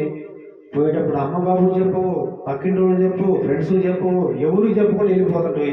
అంత అయిపోయిన మాత్రం వాడు రమ్మన్నాడు, వాడితో పోయానండి, వాడు మోసం చేశాడు, వాడు పోతే వీడికాడికి వెళ్తే వీడు మోసం చేశాడు, వీడి కాదు ఇంకొకటి పోతే వాడు మోసం చేశాడు. ఈ కంప్లైంట్లన్నీ మాకు నిత్యం వస్తానే ఉంటాయి. నేను చెప్పేది అబద్ధం కదా. హల్లెలూయా. హల్లెలూయా. అలా నమ్మినటువంటి వాళ్ళు వాళ్ళ బంగారం ఇచ్చేసారు, పిల్లలు వదిలిపెట్టి వచ్చేసారు, భర్తలను మోసం చేసి వచ్చారు, భార్యను మోసం చేసి వచ్చారు. చివరికి ఏకాంకులైపోయారు. చాలా మంది పిచ్చి పట్టి సమాజంలో పరువు పోయి చచ్చిపోయారు చాలా మంది. హల్లెలూయా. సాతాను చేసే మోసం, వాడు వేసేటువంటి వల అది ఆకర్షణీయంగా ఉంటుంది మొదట, తర్వాత అది ఉచ్చు బిగుసుకుపోయేంత వరకు మనకు తెలియదు. ఎలా ఉంటుందంటే మన మెడలో హారం వేసినట్టుగా ఉంటుంది చూపులకి. తర్వాత అర్థమైంది హారం కాదు, మన మెడకు ఉరితాడు అని. హల్లెలూయా. ఉరితాడు అది నవ్వటంగా నిజం, అది ఉరితాడు. ఉరితాడయి మనల్ని బిగుసుకుపోయి ప్రాణాలు కోల్పోయి పాతాళానికి వెళ్ళిపోయినటువంటి పరిస్థితి తీసుకెళ్తాడు సాతాను. చాలా మంది పిల్లలు అనాథలు అయిపోయి ఉన్నారు, చాలా కుటుంబాలు పాడైపోయి ఉన్నాయి. చాలా మంది తల్లిదండ్రులు వాళ్ళ పిల్లలు చేసినటువంటి పనికి అవమానంతో తల ఎత్తుకునేటువంటి పరిస్థితిలో ఉన్నారు. ప్రారంభంలో ఇది చాలా సున్నితంగా, చాలా తేలిగ్గా ఉంటుంది. కొద్ది కాలం పోయిన తర్వాత ఆ బంధకాల నుండి బయటికి రానేటువంటి పరిస్థితిలో ఉంటుంది. ఇలాంటి భయంకరమైనటువంటి సాతాను ఉచ్చుల నుండి దేవుడు మనల్ని బయటికి తీసుకురావాలని, ఆ ఉచ్చులు అసలు మనం పోకుండా ఉండాలని ఈ 2026 సంవత్సరంలో మనకు దేవుడు కృపనిచ్చాడు. హల్లెలూయా. అలాంటి ఉచ్చుల నుండి తప్పించాడు మనల్ని. చాలా మంది ఆ ఉచ్చులు పడిపోయారు, ఇరుక్కుపోయారు, బయటికి రాని పరిస్థితిలో ఉన్నారు. దేవుని కృప, దేవుడి ఇచ్చినటువంటి జ్ఞానాన్ని బట్టి మనమైతే ఆ ఉచ్చులో పడకుండా, మన కాలు చెక్కబడకున్నట్లు దేవుడు మనల్ని కాపాడుతూ వచ్చాడు. హల్లెలూయా. హల్లెలూయా. మన కాలు సాతాను యొక్క ఉచ్చులో చెక్కబడుకున్నట్లుగా ఆయన మనల్ని కాపాడుతూ వచ్చి ఒక మంచి భవిష్యత్తుని, ఈ లోకంలో మంచి ఆశీర్వాదకరమైనటువంటి స్థితిలో మనం నుంచి ఇక్కడ అనేక మంది చేత నిజమే నీ దేవుడు గొప్పవాడు, నువ్వు దేవుని బిడ్డవే, దేవుని కుమార్తె అని మనం అనిపించాలి. మన ద్వారా ఆయనకు మహిమ రావాలి.